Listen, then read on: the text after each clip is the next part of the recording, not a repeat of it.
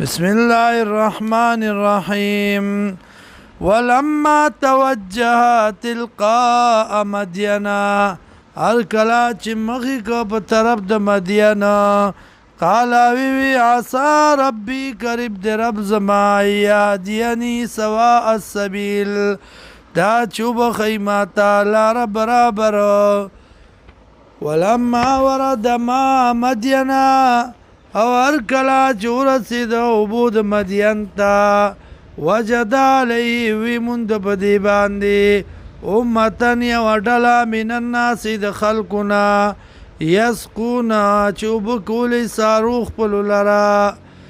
ووجد من دونهم او وی موندل اخوا د دینا امراتین دو جنکای تزودان چې منع کول خپل څاروي.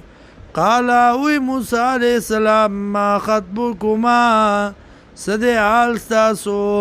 قالتا وی دی لا نسقی نو بکو منگا حتی تردی پوری یصدر الرعاء چی واپس کی داشپن کی گڑو خپلو لرا وابونا شیخ کبیر او پلار زمونگ دی بوډا ډیر.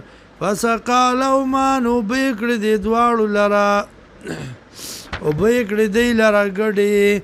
ثم تولى بیا وګرځید الى الظل سورتا فقال وی ربي ورب زما اني لما انزلت الي یقینا زه هغه ستا چې راکې ته ماته من خیرن د خوراکنا فقیر محتاج یم. فجاءت احداهما راله یو د دې دواړو نه تمشي چې تلله علی استحیاء په حیا باندې.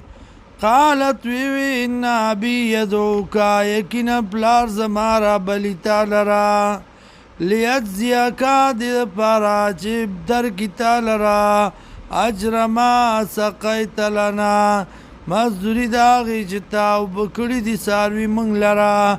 فلما فسر کلا جاءه چې راغی دته وقص علیه القصص او بیان که دتا پورا بیان. قال وی لا تخف میریگا نجوت من القوم الظالمین خلاص شتا د کوم ظالمانو نام.